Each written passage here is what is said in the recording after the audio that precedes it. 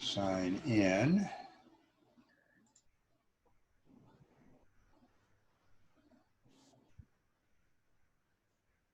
Oh, wait a second. That was a create account. Damn it. There we go. All right. And if you have access, you should be able to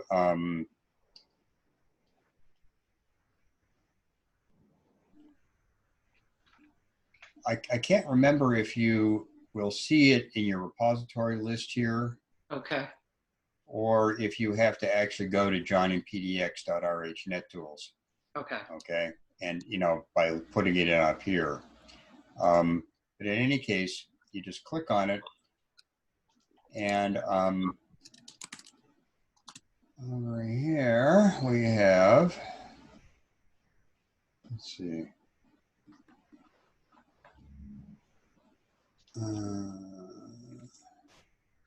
Here we go.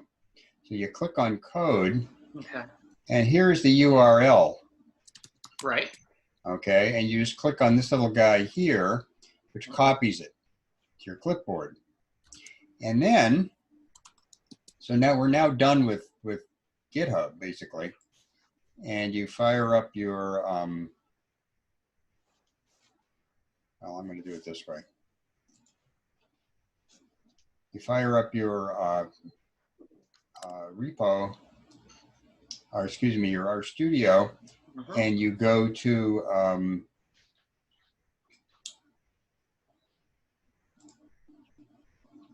new project, okay? And, well, I'm not going to actually go through this. I'll just talk you through it because I don't want to have to go through all this. But basically, it will give you an option of creating a project from a repository, an SVN or a Git repository. And you select yes, do it from that. And it will say SVN or Git. You say Git. It will then ask you for that URL. Okay. And you put that in, and then that's it. It's automatic after that. It'll download the whole thing. Okay. And after you've done that, then you go up to the build tab here, and you run install and restart. And that should do it. And install and restart. Okay. And if you have any problem getting into RHNetTools, let me know. I'm pretty sure I put you on there as a collaborator. Yeah, I'm pretty sure you have too. So yeah, I'll give that a shot after I finish up downloading what I'm downloading right now for other stuff. And okay, well, I hope that helps. I think that'll take care of you, but you know, maybe not. Yeah, we'll see. We learn new things all the time. Yeah, you're welcome. Okay, I'm going to unshare. And here we all are. And so, Ted, Lenny, what's going on with your the latest with your runs? Yeah, and just also just Phil, if you want to, Nate, who really knows Macintosh pretty well, those products, he's available. If you run into any more questions, feel free to join us. We're going to be tapping into his knowledge. And by the way, anybody else who wants to be part to have a chance to chat with Nate, he'll be available, as I said, Thursday morning on this number, the Zoom call. So great. So be in good hands. He really knows his stuff. Yeah, do you want to, John, just tell people about Nate in terms of his connection? Everyone doesn't know him. Well, I think I did already. I mean, he's, but just very briefly, he's been a collaborator with us for what, maybe 3 years, Lenny? Yeah, something like that. Like that. But hasn't been able to participate very much in the course of the last year because he had to get a job, poor guy. Like he had to work for a living. So he works for a center at Ohio State, and he most notably he was the lead author on a paper using R-Siena that we published about 1.5 years ago, I guess, somewhere around there, having to do with quality of life and selection of friends. So it's a kind of a limited version of the kinds of things that we're working on right now. But you know, it'd be worth looking at if you haven't seen it already, because it does talk about specifically how we're approaching network analysis with this data set. Great. So, But he's a good guy, very smart guy, really knows base R especially well, much better than I do, frankly. Yeah, he's a good resource. Yeah, he's just available if we have questions, and because I knew that we have some Mac issues that are coming up, I asked if he'd be available this week. So it was just a resource for us. Great. So maybe I could just turn things over real briefly. Ted, do you want to kind of pull up the most recent run in terms of so we can show John and everybody else kind of what we're finding? Sure. So this happened yesterday, and thanks for reminding me, John, that the previous analysis affects the other one, because then I was able to find a file with the covariates that we wanted. And Perfect. I was able A results object, you mean? Yeah. Yeah, the results object. And then I got this pretty cool convergence here. So that was okay. Right? Yeah. Lenny sent me that one. If that's the latest, then I think I already sent you guys an email responding to that in terms of what I thought, which is that it looks good. There is that one effect, that similarity effect, I think, in the close friend network that we can do away with because it's not remotely statistically significant. There's one other one that I suggest we keep, and that's the out degree effect in the friendship network, which, interestingly enough, and for the first time in recorded history, that, you know, at least in my experience, that effect turned out to be insignificant. So that was pretty interesting. That there's, I mean, basically that just means that you have a kind of a not terribly sparse, but not really unsparse network there, at least by some standards. But we're going to keep, I think we want to keep that in the model anyway, just because people are so used to seeing them that it would be weird not to. But otherwise, once that similarity effect has been removed from the close friend network for InResL, I think, then we can, and we create that results object, then we can move on and start adding new effects to see what's going on, starting with that CR prod effect, where we're going to see whether the friendship network, as we suspect, leads to the close friend network. So Ted, that one covariate, have you had a chance to run that one, or is that something that you could maybe? It might be not a bad idea to just show people how to make that change. If you could put, maybe you've already done it. If you I have not. Okay. I was just waiting to show these results before I moved on, because I know the next one's going to matter in terms of what I do next. Yeah. So I didn't want to just start. So we're going to go to in residence for the close friend, and we're going to take the kind of the symmetry, that particular one, and make it just a false. Maybe you can just kind of share with them that line and why that include is so useful. We found out that if we tried running the whole thing, that it sometimes overlapped with some other things. So then I just started running one line at a time in these. And the include lets me do that. Okay, because it lets me include it false, and it's not included, or true, and it is. So you wanted the sim, and that's not the sim one. Oh, but we wanted to exclude close friend in res L, right? So that one we do want. Yeah, the similarity effect for close friend should be removed. But the one that you have there should be true, as you're doing. Yeah, make that true. Yeah. So the similarity effect is this one here.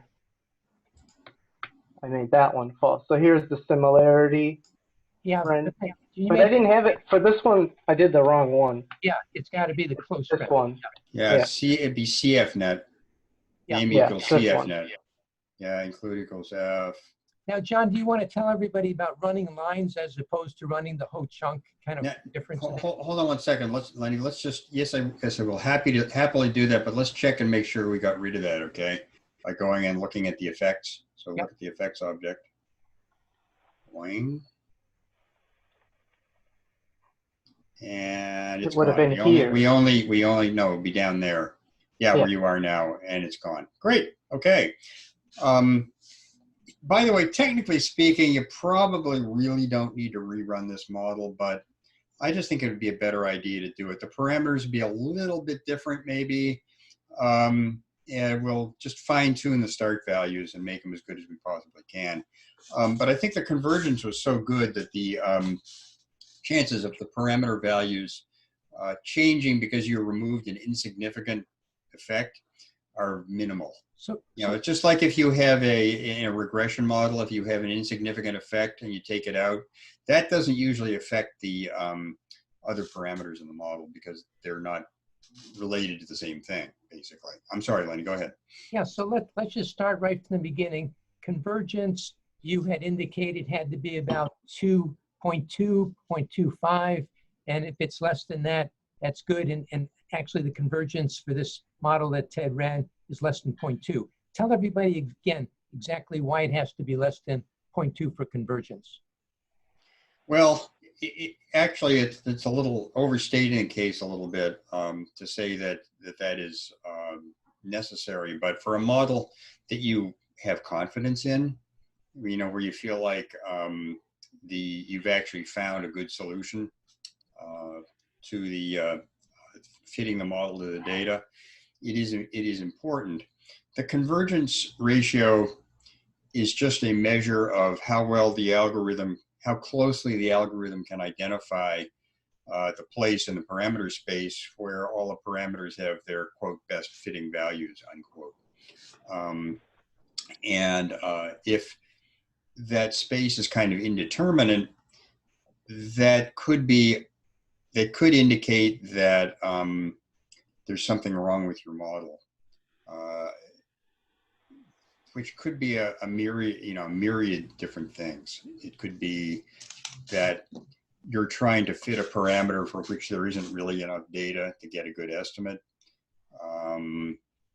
You know, it's relying on some outlier values where you have only a few cases that are relevant, and it just, you know, I mean, these things are all based around kind of, you know, averages of some kind, and if you only have a few points to look at, obviously you're not going to do very well. You know, it can be that. It can be that you're missing a parameter which the other effects are excuse me, you're missing an effect which is faintly related to some of the other effects which are trying to make up for it, you know, in some sort of collective statistical kind of way, but they're not doing a very good job. So the model might be underspecified, or it might be overspecified in that you have some collinear effects. So there's all these possibilities that crop up when the fit is bad. Having said that, when you're trying to find a good model, you're trying to get an idea of what the data will support, which is, you know, in real life, usually a combination of theoretical expectations and a certain amount of just crass empiricism, just because that's kind of the way the world works. And for the most part, we don't have theories that are good enough to closely specify models like this. You know, maybe someday we will, but right now we don't. And you know, under those circumstances, it may be that a model where you've got a lot of highly significant effects is not converging very well. And to me, that isn't a big problem. I mean, it's telling you if the effects that you're seeing are expected or explicable anyway, then keep going, you know, and hopefully eventually you will get the correct effects in the model so that it will converge properly. If it never does, then I would say you've got a problem. You know, you really got to go back to the drawing board and think about what you're doing and think about whether it makes theoretical sense and think about if you've got the data to really be able to identify the types of effects you're looking for and things like that. So, I mean, that's probably a longer disquisition on convergence than you really need, but you know, hopefully that helps you Yeah, understand a little bit. That's fine. And Ted, could you just take your cursor and just kind of go over the convergence? Everyone can see it. Just go, you can see where the convergence is. Just go over that line. And by the way, if the convergence is bad, you can often get an idea of why by just scroll up a little bit, Ted, just, you know, so that we can look at those T ratios and stuff. Yeah, right there. Each parameter there has a average standard deviation and T ratio for deviations from targets. So the average is basically, you know, each time the algorithm does something, how far away does it get from the target, okay, on average. And those should obviously be pretty small because, you know, you hope that they'll be, you know, fairly accurate, but to some extent those averages depend upon the scale of the measures. So you can't really look at an absolute value there and understand very much from it. Probably the most important statistic there is the sort of a pseudo T ratio, which is the last column, and it indicates how different successive estimates are. It's like sort of a moving average over, I mean, I can't remember the exact details here, but to simplify matters a lot, if the algorithm is trying to find the correct value for a particular parameter, and it takes little jumps around a target back and forth, then the T ratio there is going to be small because it means that they're insignificantly different from each other. If it makes big jumps though, like this, you know, where it like, do I belong over here or do I belong over here? Oh, and it keeps going back and forth and it can't do that. That's telling you that that effect may not be identifiable with the data and model specification that you have. That will contribute to a higher maximum convergence ratio, and it will be identified by a larger value of the T statistic for that particular effect. So that can sometimes give you an idea that that effect, the effect of the high T ratio, is, if not at fault for the lack of convergence, then somehow involved in it. So it might be correlated with other factors in the model, and that might be mucking things up, or anyway, it focuses your attention on that particular effect. Now you'll notice in this case, all of the T ratios are very small. Looks like the biggest one we have here is about 0.08, which is really excellent. And most of them are smaller than 0.05. In fact, actually, most of them are even smaller than that. So all in all, this looks like a pretty darn good model. So John, what would be large? Would 1.96, would that be typically thought of as large? Well, if they start to get up in the range of much above,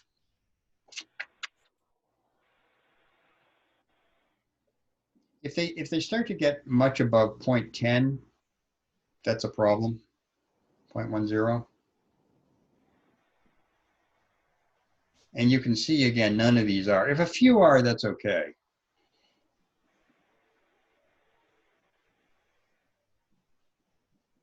But if a lot of them are, that's a problem. Or if a couple of them are much bigger than that, you know, then there's a problem. Remember now, this is not a measure of fit exactly in the usual sense of like an R squared or something. It's simply a measure of how good of a job does the algorithm seem to be able to do in uniquely identifying the parameter vector. That's really what it boils down to. Okay, John, can you just, Ted, can you go down to the equations and the standard errors? Yeah, right there. So show everybody why you feel that basically the CF for in ResL is the one that we want to take out. And Ted, could you just highlight that? Yeah, great. Just tell us, yeah, what's your sense of that particular one? Well, you can see that the T ratio, which would be, you know, absolute 0.32 over 0.43 roughly, right? So the parameter over its standard error is less than 1. So it's not statistically significant or even in the ballpark. To leave that in the model is not necessarily wrong if you have, you know, an infinite amount of data, but in general, it's not a good idea. If your data is kind of limited relative to the complexity of the model you're trying to develop, you typically don't want to include insignificant parameters because you're burning a degree of freedom for nothing, kind of what it boils down to. It's not contributing anything to, you know, fitting the model. You know, once in a while, people in statistical models will leave in insignificant effect to show that they're insignificant. But with especially, you know, models where you have to estimate the parameters using a Markov chain Monte Carlo kind of estimation, you don't have a closed form solution to the parameter vector. And so it can contribute to things going wonky if you have too much of that. So John, the cfNet. It's just parsimony, Lenny. It's really Okay. what it boils down to. So cfNet is the close friend network. So that means you're the close friend, you're a tie. If you're not a close friend, you're not a tie. Whereas fNet is friend network, where if you're a friend or a close friend, you're considered a tie. So that's Right. a larger category. But Ted, could you go up to friend network out degree density? Let's take a look at that one for a second. Now that's interesting because you're keeping that in the model, and yet if you look at the standard error and you look at the estimates, Yeah. That's actually about, you know, not very good. It's no, yeah, really the T ratio there is no better than it was for the similarity effect in the close friend network. But the thing is that out degree is considered to be a really, really basic parameter in these models because it's basically a measure of, I mean, you can think of it as being a sort of a typical number of friendships that a person has. In this case, you know, since we have the friendship, kind of relative to the, it's centered too, though. It's centered around 0. So, well, it's centered around its mean. Okay, that's what I want to say. But in this case, what we're basically seeing is that the out degree effect is not statistically distinguishable from 0. So if you took it out of the model, you'd simply be saying, well, we're going to assume it's 0. Would that affect things very much in the model? No, it wouldn't. My reason for wanting to keep it in is because usually an out degree will be statistically significant. It could be negative, it could be positive. Most typically it's negative because the networks that we look at for friendship anyway tend to be sparse. Friendship networks within a recovery house, of course, aren't that sparse because everybody knows everybody because they're small, because most people get along. They don't, they get, you know, they typically leave. So that's one of the reasons why the value for the friendship out degree is greater than 0. But it's interesting that most of that, that when you take into account the close friend network, which is very sparse, like if you go down to effect 17 there, Ted, so the out degree for close friend, yeah. See, that one is negative, really big, okay? That's telling you that although, you know, there's a lot of people, most people have a lot of friends, quote unquote, in their house, but relatively few have a close friend, okay? Close friendship is a much sparser network, in other words, and a close friend relationship is more unusual, basically. So we have a very strong effect of that. And that's, it's interesting to know that in that it's telling us something about the nature of the relationships, probably. So apparently a close friend relationship is pretty exclusive, and people don't have very many close friends in the house. Friendship, on the other hand, is much more common. If the value were positive and significant, we would say that there is even a tendency for friendships to to potentiate more friendships. Because literally, it would mean that if you had a lot of friends, you know, X number of friendships, the bigger X was, the more likely you would be to add another one. With close friends, it's just the opposite. Once you have one, it makes it that much less likely that you'll add another one, right? Because the parameter is negative, therefore it's predicting a lower probability of adding another one the next time around, okay? But anyway, long story short, at this point, I'm feeling like it's a good idea to leave out degree in there because we know it's an important parameter. If indeed it ends up being insignificantly different from 0, we might take it out before we, you know, publish a result or something like that. But we might leave it in just so that the reader can see that, oh, gee, out degree is not significantly different from 0. And you don't have to say so. In other words, they're seeing it right there in the table. So really, I'm just kind of leaving it in there because at the moment it's not causing harm, because it's theoretically interesting parameter, because its value might change depending on what we add to the model later.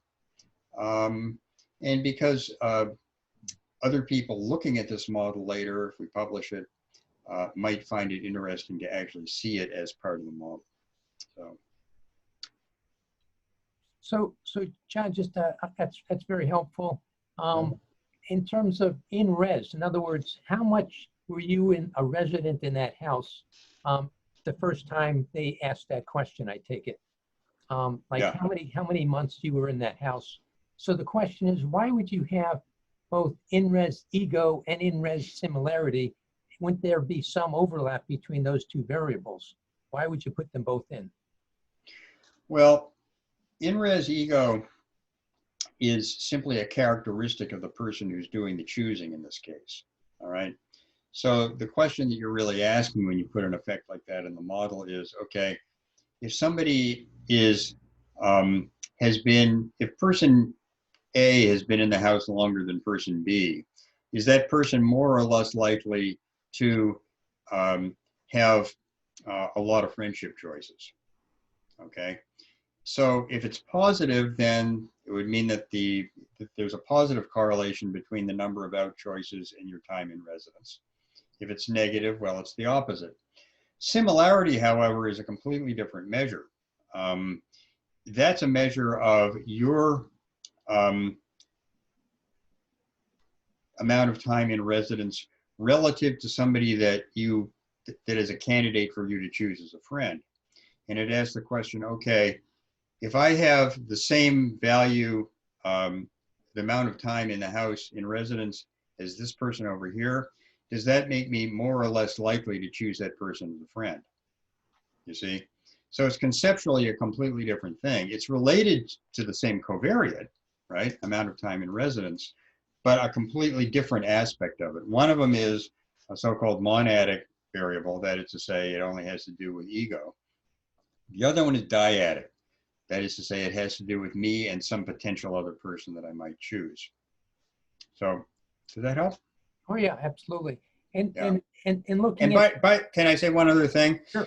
We found out that the alter effect for in res L was not significant, so it's not in there. But typically, those three effects go together as a trio: alt, ego, and similarity, and or sometimes same. You know, similarity is just kind of a graded version of same, obviously. But the alter effect is asking the question, if I'm about to choose somebody, is their value on a variable, say in res, does that affect my likelihood of choosing them? So am I more likely to choose somebody as a friend, net of all things, who's been in the house for a long time versus a short time? Now notice this effect is ignoring my value, right? It's just saying, well, you know, never mind, I could have any value on in res at all. But net of all things, you know, am I more likely to choose somebody else because they have a greater or lower amount of time in residence, right? The question of similarity and of my value on in res alone are all dealt with individually if we have all three of those effects, okay? So, so they all have to do with the values, the value that I have on this variable compared to the actual or potential values that other people I might choose as a friend have, but different aspects of it. Great. So it's my value, your value, both are values. Great. All get covered by that. So when I look at these results, and again, we could spend probably a lot of time on them, but another one that seems to jump up is the kind of R-sex at the end, where basically line 31. That negative, could you just go over that once again, because it seems to be striking. Well, okay, so now we're in the behavior equation, right? We have two network equations, fNet and cfNet, and the variables that we have for those are predictors of formation or dissolution of ties in the friendship network or the close friend network, right? But the recovery, this is the recovery factor variable that we're using as a behavior, which is simply to say a mutable characteristic of somebody in the study. So it doesn't literally have to be a behavior. It could be an attitude, or it could be any other, mutable, measurable characteristic. So the recovery factor, though, is a factor score on a multi-item scale that we created. Just to remind everybody of that. And what we're interested in here is how do the affiliations that a person has, as measured by and ultimately predicted by the fNet and cfNet equations above, how do those affiliations affect a person's recovery factor? And you can have the affiliations being predictors, or you can have a characteristic of ego as being a predictor, or you can have, that's basically it, okay? So it's going to be of certain alters that a person is affiliated with, or maybe not affiliated with, that are effects, or it can be a characteristic of ego. So in this case, effect from RS-sex is basically just the individual's sex, which in this study is 0, 1, 0 being female, 0 being male, 1 being female. And so what this is telling us is that women are less likely to improve their recovery factor during the time that they're in the house than men are. And so it's negative and statistically significant. In fact, actually, net of all things, that would say that they're, it would say that they were likely to decline, except that basically this is offset by the linear shape parameter. So if you look above, you'll see that the linear shape parameter is about 0.46. This parameter here is about minus 0.38. And those two basically almost offset each other. So if you put your cursor there, Ted, on effect 28, the linear shape parameter, okay? So that's saying that there's a general tendency for the RF to improve, okay, on average. But for women, that effect is almost wiped out by the fact that they're female compared to males.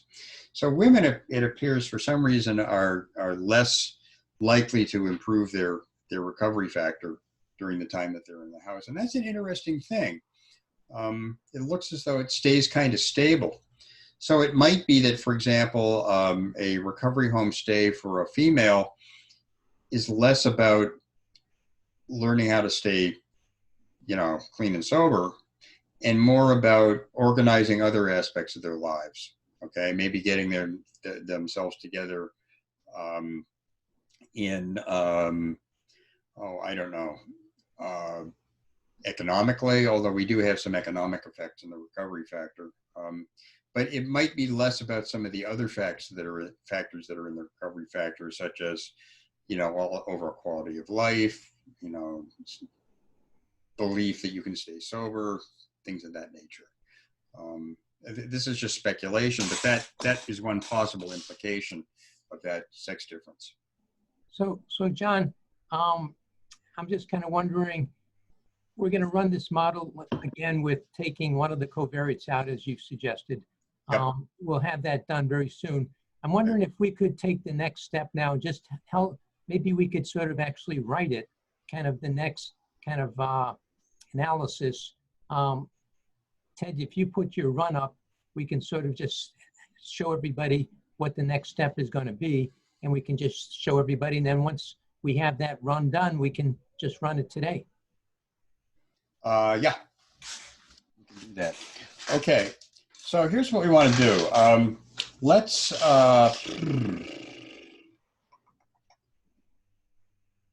take a look. The PR prod one? Yeah, let's take a look at the effects object. It's fobj1.2fr.html down here in your file quadrant of the screen, and just open that guy. No, it's not the effects object. There you go. Click on that, and I would say, well, you can open it in the editor if you want. I was going to say you can open it in the it doesn't. Yeah, it does. It'll offer you to open it in a web browser. Yeah, you better do that, because all you're getting is that HTML. I forgot that. I got it. Go ahead and close that. Yeah, no, that one's fine. All right. So what we're going to look for is well, in the first place, the dependent network here is going to be the close friend network. So we're going to want to go to the part of the effects object where the name is cfNet. That's the second column from the left, right? And There are BFNet. I called it BFNet in this one, but yeah. And John, can you just give everybody, like, why did you pick cfNet for this role? Well, because my presumption is what we're going to do is we're going to see whether there's a predictive relationship such that people go from friend to close friend. So from not a friend to close friend. And it's a sort of a dumb and obvious hypothesis, but it's where we have to start. Because you'll always want to control for this. I'm sure this is going to be significant, by the way. But we'll include it in the model, because what we really want to do is we want to find out, okay, given that happens, can we make any predictions about characteristics that make it more likely that somebody will be adopted as a close friend, right? So this is just going to be a general, is there a tendency for people who are, is there more tendency for people who are friends to become close friends than people who are not friends to become close friends? I mean, again, that's pretty obviously that's going to be true. But then the next step will be to start looking at characteristics of ego, alter, or both of them, which make that even more likely. And that will help us, hopefully, to understand more about what creates close friendships in these homes.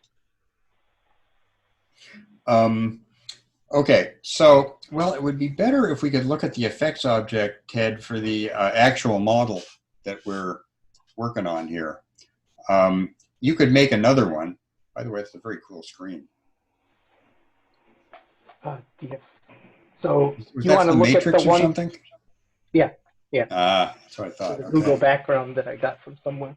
Right. Okay. Anyway, so close that fobj HTML thing there. Yeah, right. And let's go up to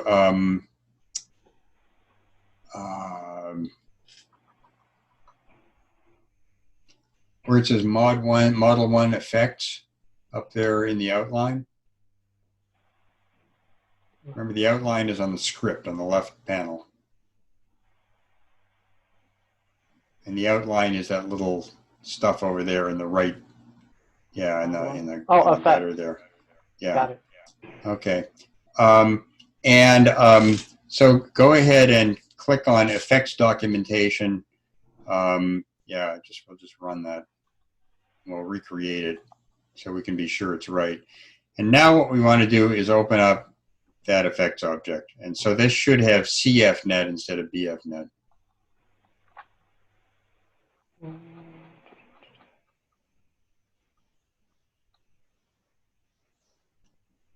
A lot of effects, huh? Yeah. Ah, here we go.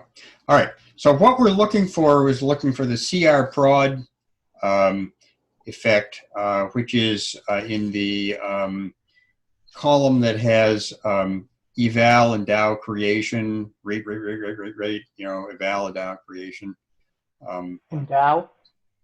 Yeah, is it in there? No, it's probably going to be in the one to the left of that. Sorry. Yeah, in there. So we're looking for CR prod. And interaction 1 is going to be fNet. Okay. Might take a So I little. look for CR prod here and then interaction. Yep, keep going. Probably an easier way to do this, but. Control F. Yeah, it might work. CR prod. Oh, damn. Wow. But that's only one. What a concept. We want Yeah. the other ones though, right? Yep, but keep going. You know, just press the down button. Just press the down button until you get there. Is this it? Let's see here. cfNet. Yes, that is it. Stop right there. Okay. And sure enough, we see right there a CR prod effect for eval and DAO and creation, right? Eval is the one that's symmetrical, right? Where the effect will, you know, addresses both creation and dissolution of ties.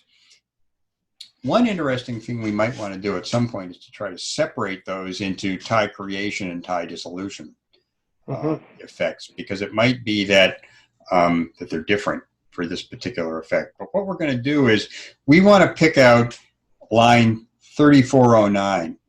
We want to do an include effects that picks out that line right there. So what does that tell us? Well, it tells us that the name has got to be cfNet 0SD. The short name will be CR prod. The type will be eval, and interaction 1 will be fNet 0SD, right? So that we just have to specify an include effects line that has those values. So why don't we do that? Let's just just go ahead and minimize that one. Great. And we'll go up to the places where we have all our effects defined, wherever that is. Yeah.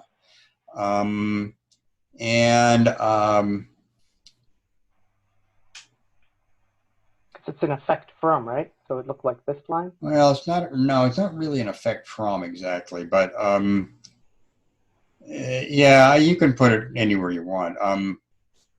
Maybe right there. Yeah, after that line. So here we're going to have fobj 1.2fr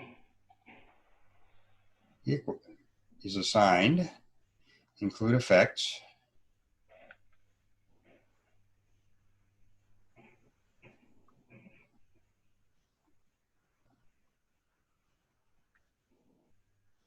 Yep, that's all the same. fobj 1.2fr comma. Now this is going to be CR prod. So this is the short name for the effect type, okay, comma. Name, of course, is going to be cfNet 0SD. Because that's the dependent variable, right? Type is going to be eval.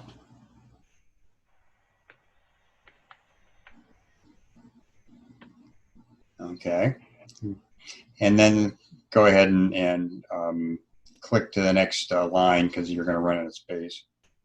Well, you can do that too. That's fine. Yep, interaction 1 equals. Is it R? Hold on, what was it? Interaction equals fNet? fNet 0SD. Bingo. And if you want to, you can also say include equals T, although that's the default. But it's good to have it in there just to remind yourself. And now go ahead and run just that line. And check the effect. Yeah. And there should be an effect in the CR prod. Yep, there it is, number 22. Yeah. Okay. So that will tell us whether, when we run it, whether being a friend is a predictor of becoming a close friend, whereas not being a friend makes it less likely. Okay. I want to keep the model that I compared it to yesterday as my baseline, right? That's what we were saying. Mm-hmm. Okay. So I just rename this thing to model 2.2. Keep the model that I had 1 yesterday. Sounds good. And run that. Right? So I hope that's a little bit helpful, and by the way, in showing how you can most easily work with the effects. I find it very helpful to find the actual effect I want to, and unless I'm, very familiar with this particular effect, if I'm not sure, I'll go ahead and find it in the effects table and go, okay, that tells me exactly what I have to put into the include effects function call in order to pick out that effect. Sorry, Len, go ahead. Just letting you know, we're running this model, but we haven't taken out that one covariate. Yep, that's all right. So you feel that's okay for just to run it? You can always take it out and then run it again. Yeah, I mean, I think it would be sort of neater in a way to have an effects object that doesn't include that extraneous effect. But remember, what's happening is when you use that results object that had that insignificant effect in it, you're only using it because you don't have it in this model. It's only going to pick out the initial values, for initial values, parameters which are in both models, right? So if you have a new effect in your current model that's not in the old one, it'll just set that value to 0, which is fine, if it's like the only one. You only run into problems with that if you try to add a half a dozen of them or something like that without good start values. So the issue is really, are the parameters that were estimated from that previous model that you're now using in your prevance value for the call of Siena 07, are those good estimates of the parameters? Do you think they're good estimates? Well, I think they are. So there's no problem really in using this. John, do you want to just show, Ted, do you want to go down to, exactly where you are, just what you basically were saying, the prevan in terms of, just explain to them what that is, with that code, because that's just what you've been talking about. Ted, why don't you explain it since you're going to be an expert? I'm not anywhere near that, but from my limited understanding of the prevance, it takes the parameters of a model that we ran previously and uses those instead of having R set them as 0. And then it sometimes, from just what I've noticed, it'll, like John was saying, bounce back and forth as close as it can to a parameter. But if I already have them set, it kind of uses those as a baseline for the new model that we're running. Is that about right? Yes, that's exactly right. And therefore it will, be more likely to come to the correct solution, and it will also converge faster because you've gotten it closer to the right place to begin with. So that's kind of standard operating procedure when we're building models in R-Siena. But yeah, good explanation. Okay, and so we're running away. Right now it's in stage 1 where it's basically trying to figure out what the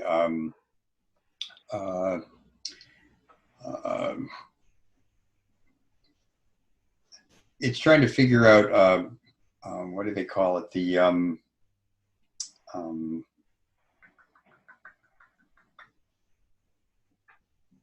well, it's the matrix of partial derivatives in the parameter space, which it basically uses to calculate what direction will improve the fit of the model, or what parameter should I be changing and in what direction should I change it in order to improve the fit of the model the most.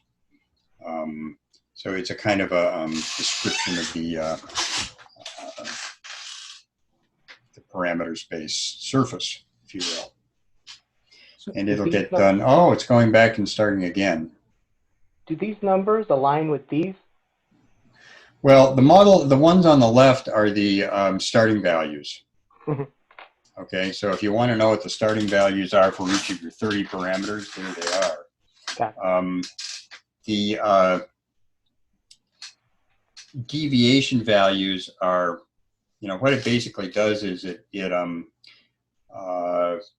is doing a simulation run of the model based on those parameters, and then it calculates the deviations from the empirical data, the empirically calculated statistics associated with those parameters. If you want to see what the empirically calculated statistics are, you can look in the manual, and it tells you what how they're calculated. But basically, if the deviation values are not too big, then that's an indication that your parameter vector is already moderately close to where it needs to get. During this phase, though, it is not changing the parameter values. It's simply running simulations based on the start values and using that as a way to decide, okay, what direction do I have to go in first in order to make this model better, which will typically be the one in which the deviations are the biggest. So John, if someone wanted to use, for example, what basically TED has found to be useful, and wanted to go into, for example, mod 2.1, and how would TED get that to somebody so that they can actually use that if they hadn't been going through the process that TED has been going through? Is there a way of sharing that model with someone so that they don't have to go through all the steps he went through? They can just start there. Yeah. Oh, absolutely. I mean, you can just, it's an object in a workspace, and if you have access to the workspace, you can just open the workspace, and you can use it. There is also a way that you can make an external object out of that, which is called an RDS object, I believe. And there's a function called create RDS or something like that, which it's a sort of an external format for an internally formatted R object.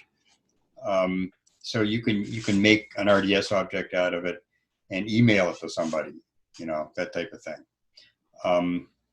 I think that's a pretty robust way to do things, but there can be problems if, for example, the object was created on Windows, but you're using a Mac or vice versa. I think issues like that can crop up occasionally. But if that didn't work, then you could, the best way to share that information otherwise. What I did was I saved it and I put it in a zip file, and then I emailed it to Lenny. When he opens it up, it should open up in R, and he could pull that object out of there. Or no, was I wrong? Are you talking about the whole .rdata repo? I just did the global environment. I hit this save. Yeah. If you pass them the whole environment, which is to say the workspace, that works too. It's just that sometimes that can be kind of big. That's why I zipped it. Yeah, that's great. I mean, if that works, then that's fine too. With the same caveat, I'm not sure that workspaces created under a Mac would work on a Windows machine or vice versa. And there can be issues with R versions and other things like that get in the way. But usually that works okay. So John, this was great. I just want to give other people on the call, if anybody has a particular question or something else that they haven't had a chance to bring up, just give them a chance to do that now. Please. John, how do you, if I want to force 4 parameters to all be estimated with a common value, how do you do that? Oh, I'm not sure if you can do that. That's it. That's it. I don't know, Mike. I mean, that's a very reasonable sort of thing for anybody to want to do when they're doing a model. Now, you can fix the parameters to any particular value so that they actually aren't estimated, but they're just, you know, preset basically. But if you want to constrain the model so that, you know, 4 parameters are estimated to have the same value, but you don't know what it is in advance, I'm not sure if you can do that. But I'll check for you, okay? Okay, so I ran the friend network recovery factor model, where Uh-huh. the last one where we left off, Right. before we added close friend to it, Mm-hmm. and then did a wald test on the recovery factor rate estimates. Yes. So, and then tested whether they were all equal to a common value, and I get a chi-square of 1.4 with 4 degrees of freedom. Wow. So it looks like I could make the model a lot simpler by just estimating a single common value for the rate. For the What you could do is you can, I mean, this is funky, but it actually kind of works because I've tried this sort of thing before. Just fix those rates to some average value of the estimated 4 and let it go at that. Okay. Yeah, I could do that and see what Yeah.